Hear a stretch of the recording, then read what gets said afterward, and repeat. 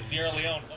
I'm Nehf, trainer for California Thoroughbred Racing Club and Nehf Racing Stable. This is Ray Bell. He has his own racing stable and a long family history in thoroughbred racing, and he is full of great stories.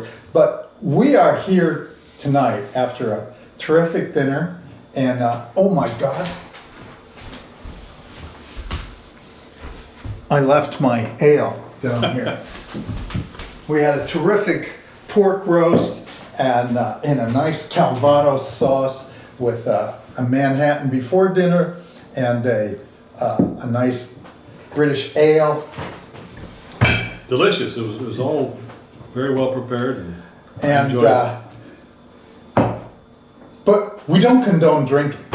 No, only if you don't have to drive. Medically necessary, that's it. So we are here tonight to discuss Sierra Leone, one of the favorites, the favorite at this point for the Kentucky Derby this year. Sierra Leone, an impressive winner. He's got one defeat, right? That was in the Remsen in Aqueduct back Yeah, in. he's got 3 starts, 2 wins, 1 second. He got beat on nose. By one of the other Derby favorites, Dornock. Who got beaten this weekend. That's right, yeah. So It was disappointing, yeah.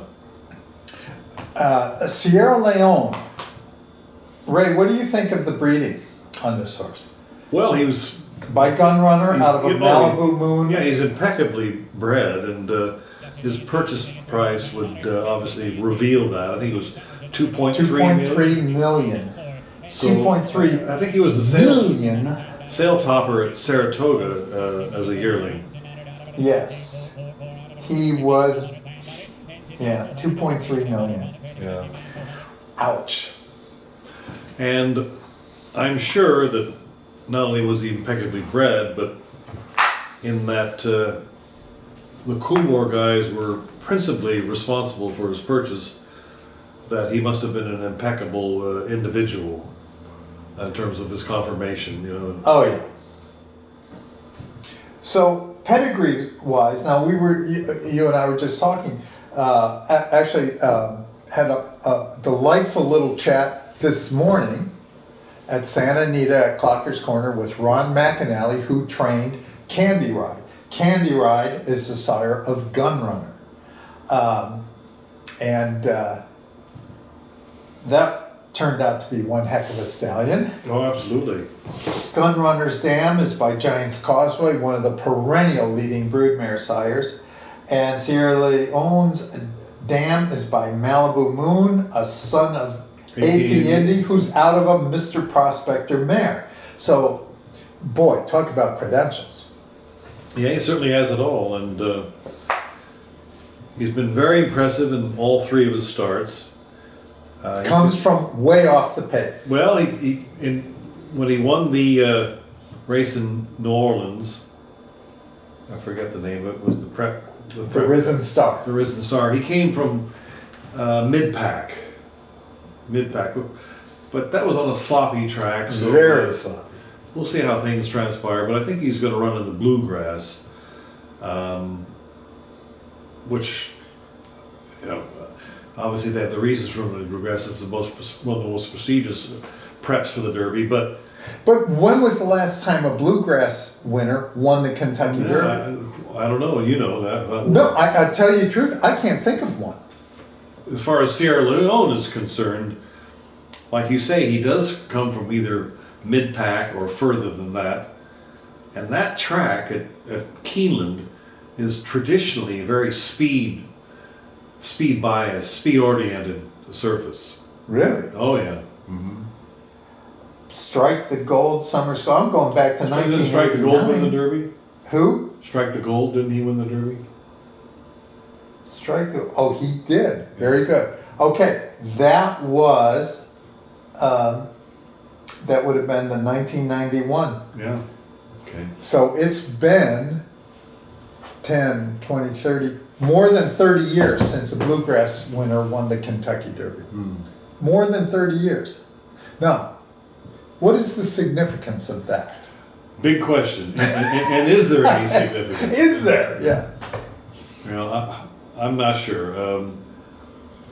I think it's all about timing and Who's sound? yeah, who goes into the race the best, and your location for where you want to ship into. And look what happened last year with all those scratches. Mm-hmm. Boy, we had a couple of favorites. Practical Move scratched. John Shear's horse. Fierceness, did he scratch? Fierceness scratched. No, not Fierceness. No, he's Forte. Forte, yeah. Forte scratched. Pletcher's favorite. He was the favorite. John's horse, John Shear's horse. Remember? I remember the horse. He ran third in the Santa Anita Derby. Yeah. Ran a big race too. He looked good. Anyway, but there were a bunch of good horses that scratched out of that race, and you know why? The HISA restrictions are so tough now. They're getting so tough. You know, any little thing and. Rich Strike wouldn't have won the Derby if there weren't any scratches. Oh gosh, they scratched so many good He backed horses. into the Derby through the scratch. You know, he was like number 21 or 2 or something like that. His sire's like a $7,500 stud fee. Who's the sire? Yeah. Who's the sire? How about them Cubs? Yeah. So, yeah, it's interesting. So when you look at the bluegrass, I mean, what a beautiful race. I love to be there at Keeneland. You know, Yeah, I don't think there's any. I don't think you awesome. draw any correlations to the lack of success. I mean, And you can look at any of the current or horses that may have gotten beat in the bluegrass that won the Kentucky. that won the Kentucky Derby. Well, Street Sense. Yeah. But how many Florida Derby horses have won the Kentucky Derby? How many Arkansas Derby winners have won the Arkansas Derby? You know, Baffert's been using that as a prep pretty regularly lately. Yeah. And Yeah. Eddie Delahousie told me one time. He said that horses that run well or enjoy the track at Oaklawn generally run well at Churchill because he thinks the tracks are pretty similar. He thought the tracks were pretty similar. Eddie Delahousie. So I hope you people can remember Eddie. He was a spectacular. How many derbies did he win? 2 for sure. On Gato del Sol oh yeah, and the horse that David Cross had. What was his name?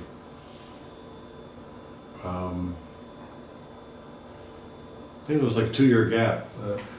Sonny's Halo. oh Sonny's Halo, yeah. So we'll wrap this up by saying this $2.3 million yearling Bargain. purchase. It's bargain, yeah. Sierra Leone certainly has the pedigree, although Gunrunner has not sired a Derby winner yet. Well, he's relatively young though, isn't he? Yeah. But his runners have not. Oh, he's very fashionable. Yeah. His top runners, if you look it up, they haven't won past a mile and an eighth. They're going 7, 8, 9 furlongs, and that's it. Well, then that'll be the knock on him, and we'll see. Well, Ray, thank you so much for joining us. My insight. Your insights, your anecdotal take on the history of racing here is always interesting. And Well, I like to talk about current racing and, of course, the history of racing as well. And your family has such a great part in Yeah. the history of racing. Yeah, I like to talk about past races and past horses and past horsemen, but there's getting fewer and fewer people that relate to what I'm talking about now. They're all gone. Well, yeah, but we're going to make a change in that because the people watching this video are going to learn a little more about the history of racing. I mean, Nasrullah, the connection there, and Nearctic, and Royal. Who was the other one? Not Royal Charger. Royal Charger. Yeah. Well, thank you guys. Hope you enjoyed the video.